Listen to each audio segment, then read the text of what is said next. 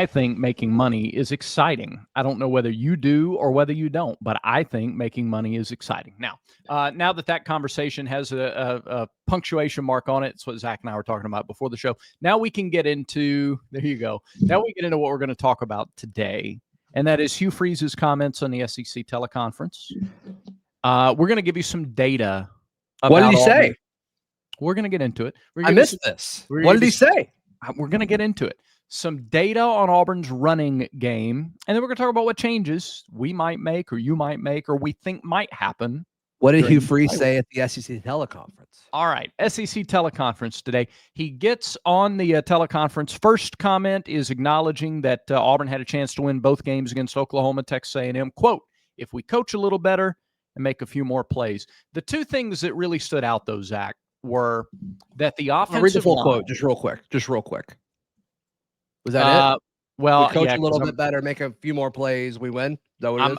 I'm going off reporters online that are quote tweeting or they're tweeting quotes. I mean, but here are the two that stood out to me about the offensive line. Improvements on the offensive line, quote, "are on our mind constantly in this building," which would indicate to me that that's where he believes it starts, is execution on the offensive line. Would you take it that way, or would you take it a different way? The quote makes sense for you to think that. Mm-hmm. He also said on the SEC teleconference today, quote, "got to commit to running the football again, more so, even if it's a 2 or 3 yard gain." Thoughts on that quote? Yeah. Yeah, we've been saying that since he got here. Yes. Yeah. Okay. Even if it's a 2 or 3 yard gain. Yeah, you're not going to score every play. You're not going to get. You're not going to get a first down every play. Yeah. You are going to get negative on a lot of plays if you keep doing the stuff you're doing. Yeah, a lot of pass plays have resulted in negative gains. That's true. So now I'm going to an article. Adam Cole, Montgomery Advertiser, kind of put a few of these quotes together, turned them into a story. If we can just coach a little better and put us in better positions, oh my gosh, you're sitting here feeling a lot differently. Well, you started with coaching better. No, I mean, that's he always does. Improve. Yeah. Have to improve our technique. We have to improve our passion and strain, and we have to improve as coaches the positions we're putting them in and demand a disciplined effort in particularly the things we can control, like pre-snap penalties. End quote.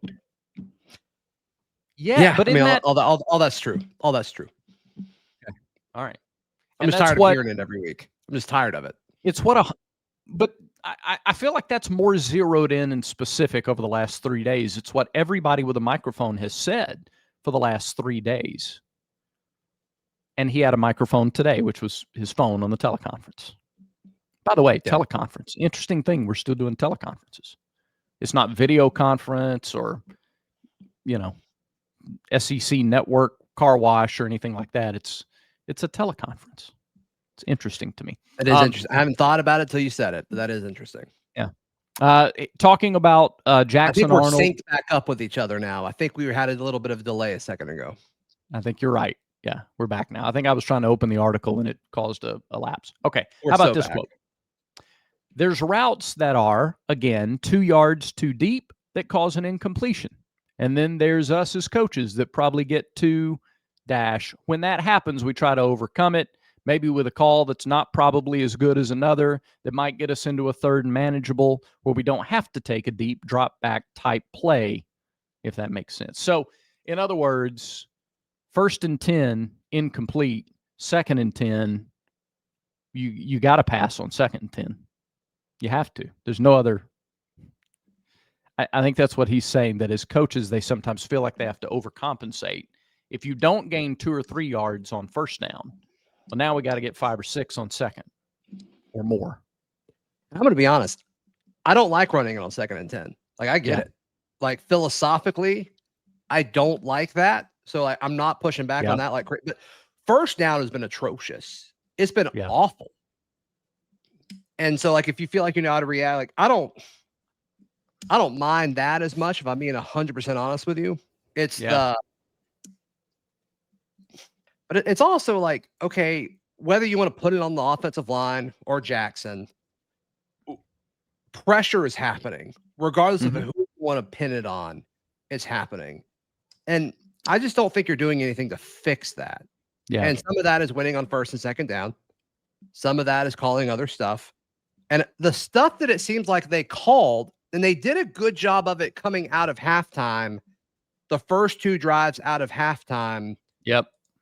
And then the drives just didn't finish. But those plays made sense. The stuff that they were calling on third and long, the screens and all that, like, do that on first down. And they did a little bit of that coming out of the half, and they actually moved the football.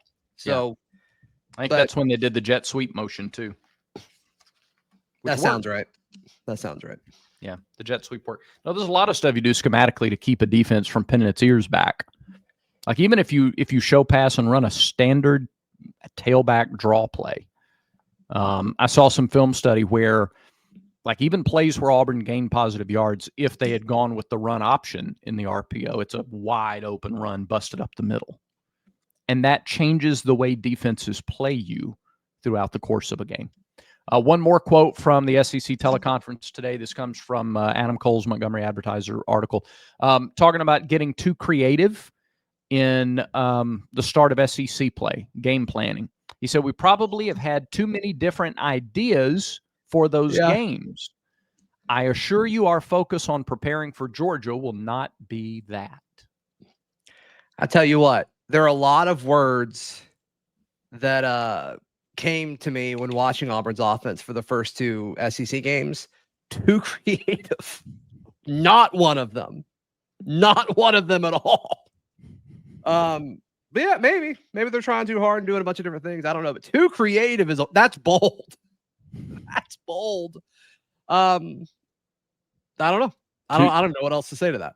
Yeah, too many if you told me there were too many, yeah. I'm sorry, but everything that we've said, with the exception of maybe the first quote that you read, comes back to, I think, a concern that I've had, and I think that most Auburn people have had, is it doesn't seem like there's a plan. Yeah. Or if there is a plan and the first part of the plan doesn't work, there's no, like, step 2 that might, help you if step 1 doesn't work. Which is what it looks like. Like, nobody looks prepared. And when the moments are the brightest, we don't have anybody who can step up because there's no plan. There's no plan of, like, if it gets in crunch time, this is what we're doing. And if there is a plan, then it's not being executed, which is still also on the coaching staff. Yeah. Well, what I wanted to do is bring some numbers to this conversation. Oh my goodness. Because especially Monday's show, like, we threw out some ideas, but I wanted to have some numbers. I wanted to see what some numbers were and talk about why the ideas we threw out there were either valid or not valid. So with that in mind, we're going to talk stats and data after you tell everybody about Rhoback. Rhoback.com, RHOBACK.com. Use promo code BARN20 for 20% off your order. That is at Rhoback.com. They've got the performance hoodies.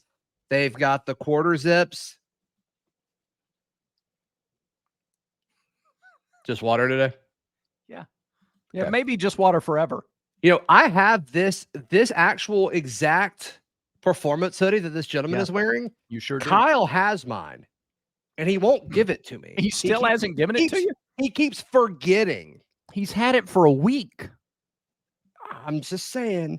And he texted me. He texted me last night. He's like, oh, yeah, I keep forgetting that I have your hoodie. And I'm like, you're wearing it right now. Tell him he's wearing your hoodie?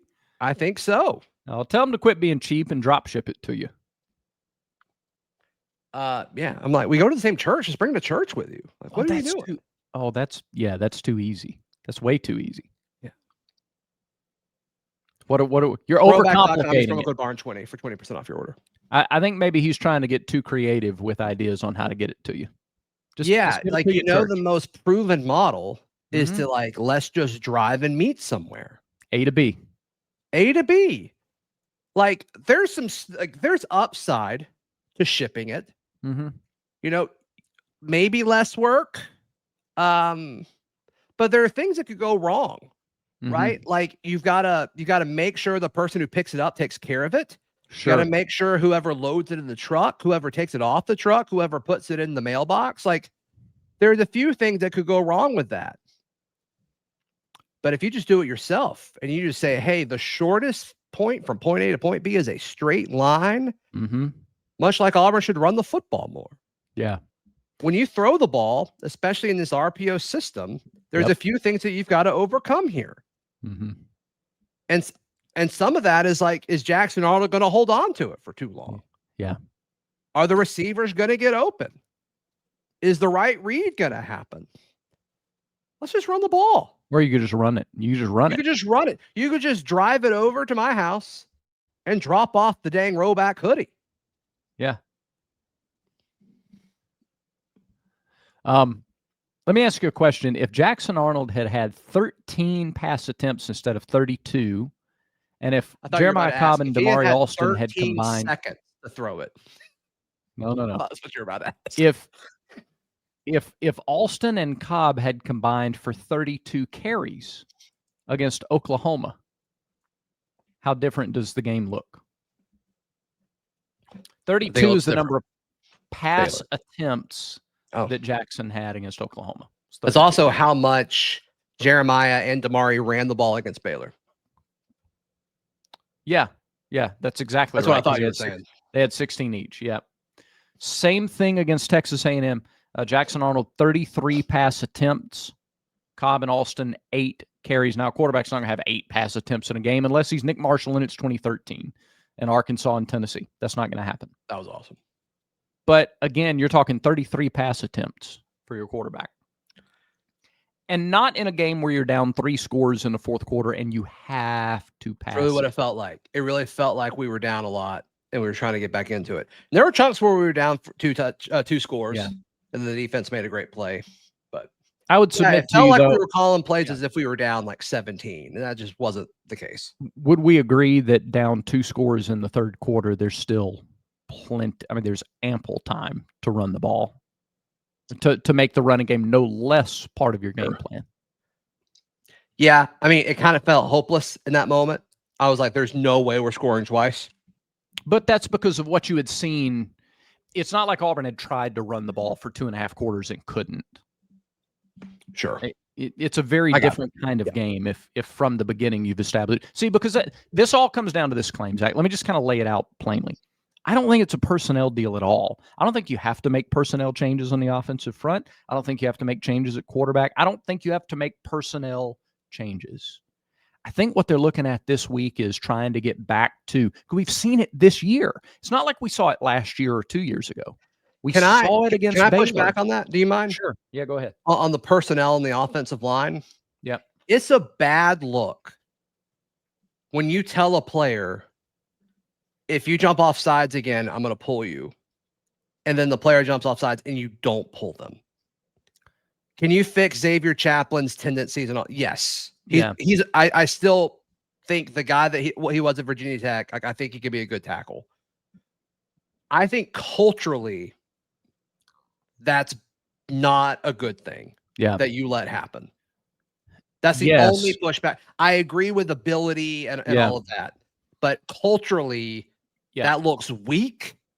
It sends a message that there's no repercussions for certain people on the roster. Yep. And I think that's a big deal.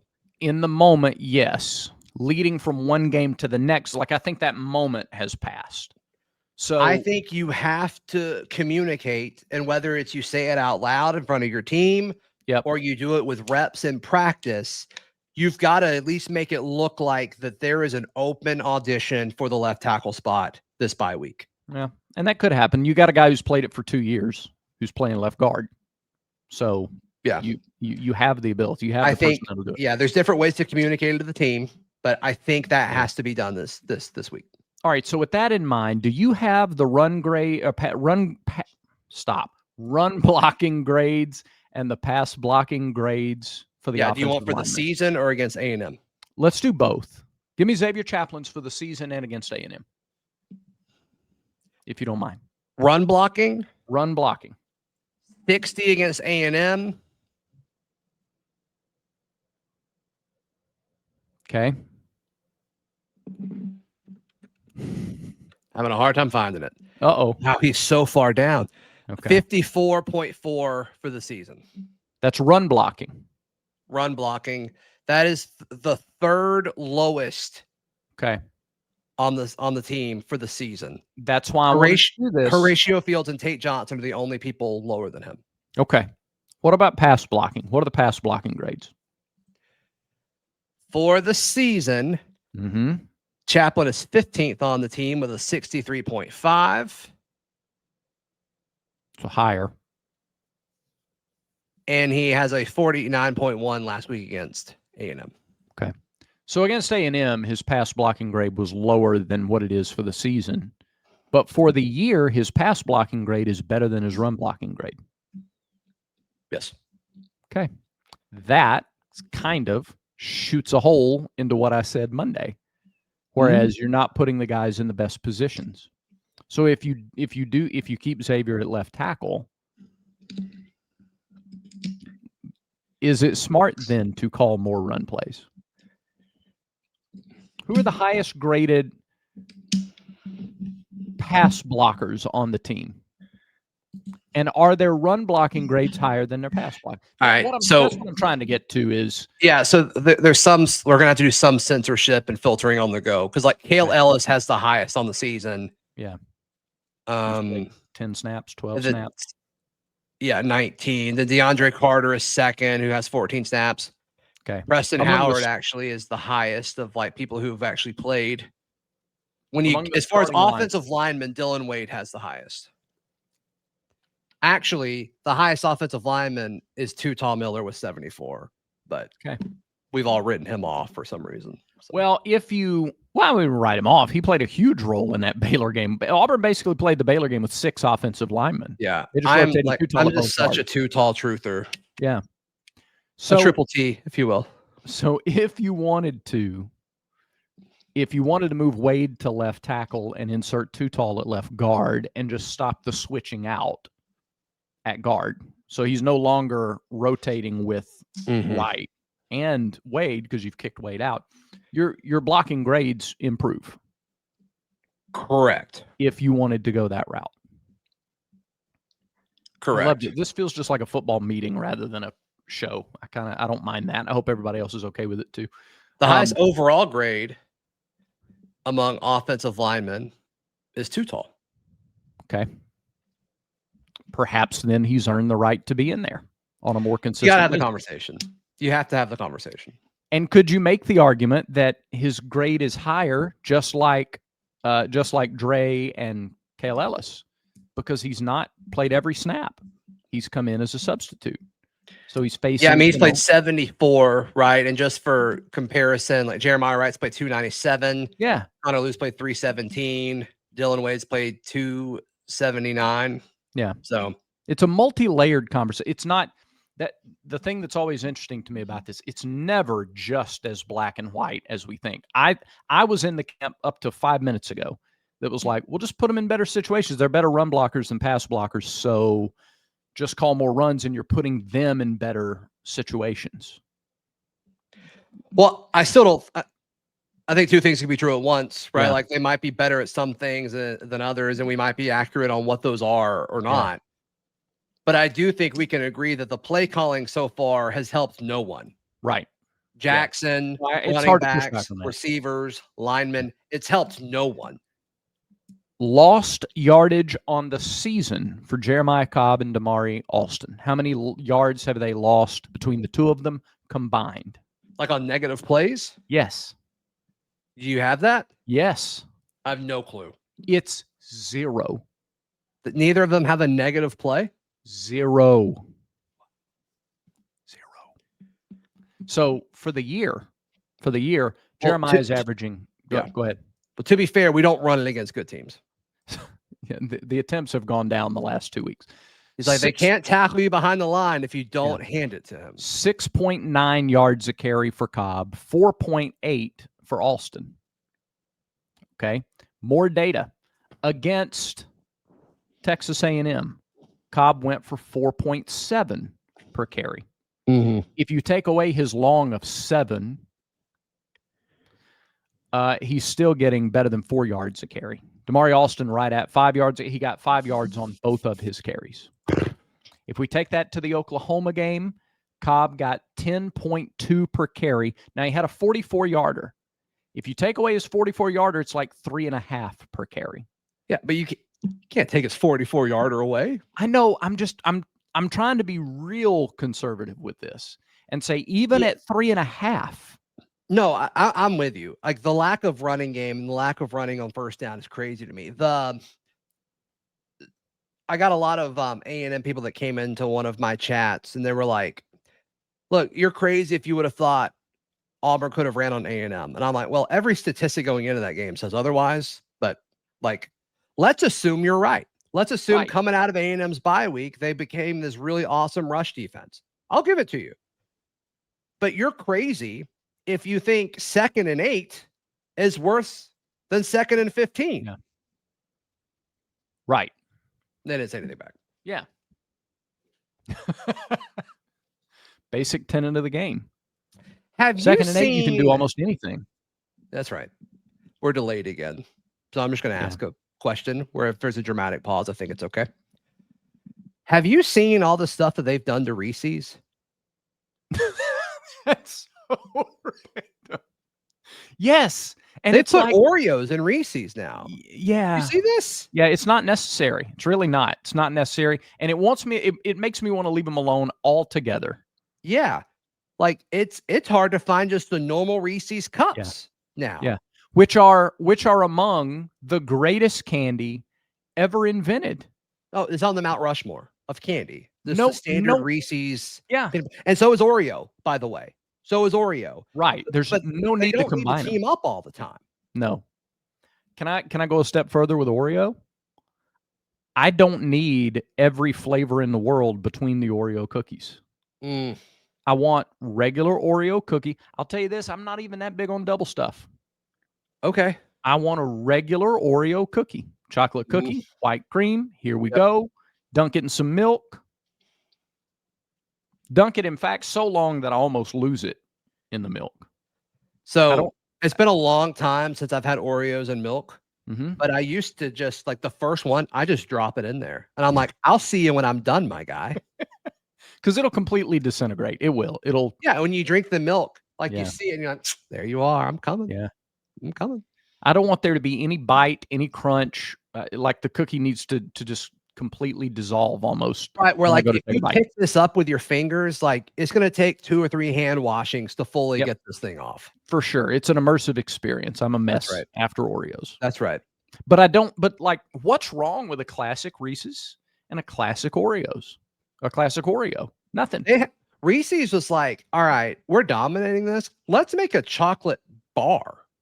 And let's call it a fast break. And it's like, it's okay. Yeah. Not a normal Reese's. Rather just have a Reese's. They I don't need another one that I saw today. I walked past them to get this on the way in, right? Okay. Just the energy drink. And sometimes I just like to stop and be like, what's going on these days? Because they've got the Reese's Oreo collab right in the front door. Like if it was a human, it's punching you, right? Yeah. Like, I see it. I see it. I don't want it, but I see it. Yeah. But they've got like a Nutalicious bar now where like they've added so much stuff to it where I'm like, I don't even know if this is Reese's. You just put the logo on it where it's like chocolate and there's peanut butter, but it's got peanuts and caramel. And I'm like, I feel like this is closer to like a Payday than a Reese's. Did you say it's too much? Yeah. Yeah, it's too much. Yeah. Yeah, don't need it. Don't need it. Listen, I don't need chocolate Oreos, peanut butter Oreos.